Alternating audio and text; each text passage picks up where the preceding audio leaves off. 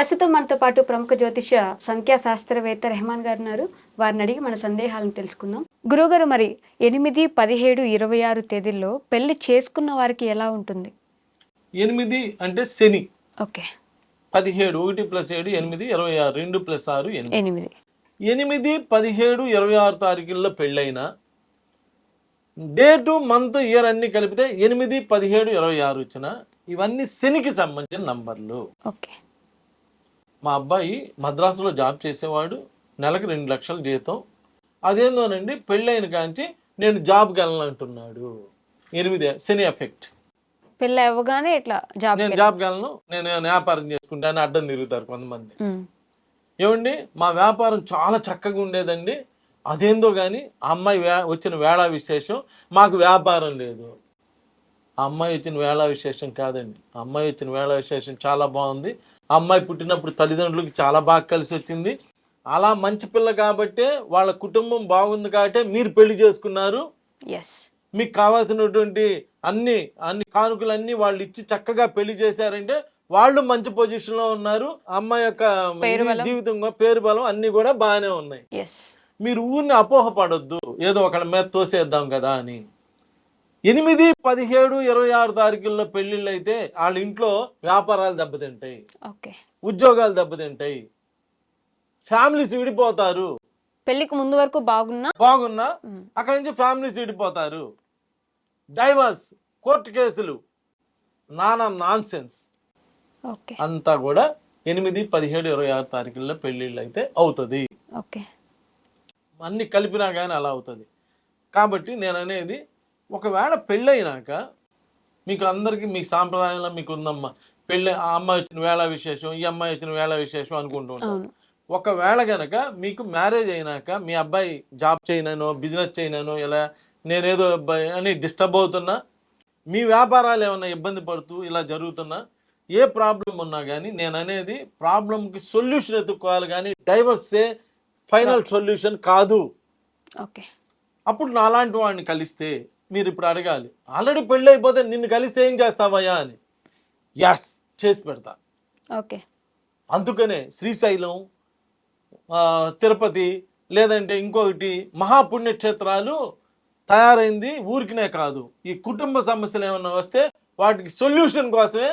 అయినా కానీ మీకు తెలుసో తెలియదమ్మా, తిరుపతి శ్రీశైలం ఎవరు ఒక జన్మలో కట్టగలిగిన టైం కాదు, ఒక 100 ఏళ్లలో ఎవరు కట్టలేరు. అది అంటే కొన్ని వందల ఏళ్ల పాటు కడుతున్నారంటే ఎందుకు, నెక్స్ట్ జనరేషన్ బాగుండాలనేటువంటి ఒక మంచి ఉద్దేశంతో మనకి కట్టించినటువంటి ఇవి.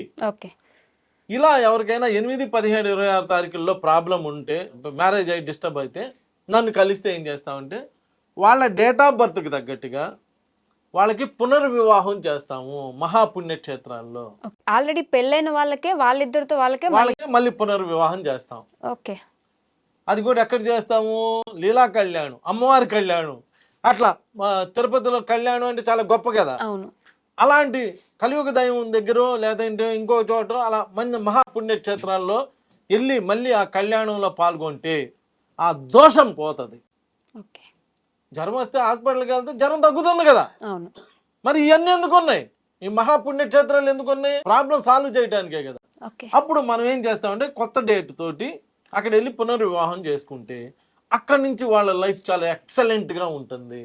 నా దగ్గరికి అయితే చాలా మంది అమ్మ ఏదైనా ప్రాబ్లం ఉందని వస్తే, అమ్మ మీకు ఈ ప్రాబ్లం ఉంది కదా, ఇలా కళ్యాణం చేయించుకోండి బాగుంటుంది, ఒక వారం నుంచే బాగుంటుంది అమ్మ అంటే నా దగ్గరికి వచ్చి భలేవాళ్ళలాగా ఉన్నారండి, నాకు వారం నుంచి బాగుందన్నారు కానీ నాకు 3వ రోజు నుంచే రిజల్ట్స్ బిగిన్ అయినాయి అని చెప్పిన వాళ్ళు ఎంతోమంది.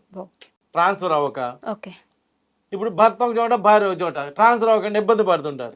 మీరు ఇలా చేసుకునే వారంలో అయిద్దండి అంటే 3 రోజు అయిందంటే ఇంకా గ్రేటే కదా, మంచిదే కదా. ఎవరి వల్ల, నా వల్ల కాదమ్మా, ఆ మహాపుణ్యక్షేత్రాల వలన. నేను ఓన్లీ దారి చెప్పేవాడినే. ప్రజలందరూ అర్థం చేసుకోవాల్సింది ఏంటంటే నేనేమి చేయలేను, నేనేమన్నా చేసుకునే పని అయితే నేను నా పిల్లలకే చేసుకుంటా కదా. నేను ఓన్లీ వే చెప్తా, ఆ వే మీరు ఫాలో అవ్వాలి, ఆ ఫాలో అయ్యి మీరు మంచి రిజల్ట్స్ పొందాలి. అలానే లేట్గా పిల్లలు పుట్టడం, పిల్లలు లేకపోవటం లేదా లేట్గా పిల్లలు పుట్టడం, 15 ఏళ్ళకి 16 ఏళ్ళకి కూడా పిల్లలు పుడతారమ్మా, అలా పుట్టడం, ఇవన్నీ 8 17 26 వల్ల ఇబ్బందులు వస్తున్నాయి. కాబట్టి అంటే ఇక్కడ ఫైనాన్షియల్ డిస్టర్బెన్స్, విడాకులు, కోర్టు కేసులు, సంతానం లేకపోవడం, సంతానం ఆలస్యంగా కలగటం, భార్యాభర్తల మధ్య మంచి రిలేషన్షిప్ లేకపోవడం, వీటన్నిటికీ కారణం 8, 17, 26 తారీఖుల్లో పెళ్ళి అవటం లేదా టోటల్గా పెళ్ళి అవటం. కాబట్టి ఆ డేట్లో ఒకవేళ కనుక మీరు 100 ఏళ్ళకి ఒకసారి వచ్చిద్దమ్మా ఈ ముహూర్తం, ఇంతకన్నా ముహూర్తం దొరకదు, అప్పుడెప్పుడో రాముల వారికి వచ్చింది, తర్వాత మీకు వచ్చిందన్న, మాకొద్దు బాబు దేవుడి ముహూర్తాలు మాకొద్దు, నాకు మామూలు ముహూర్తం పెట్టండి, మేము మనుషులం కదా అని మంచి ముహూర్తం పెట్టించుకొని చేసుకోండి.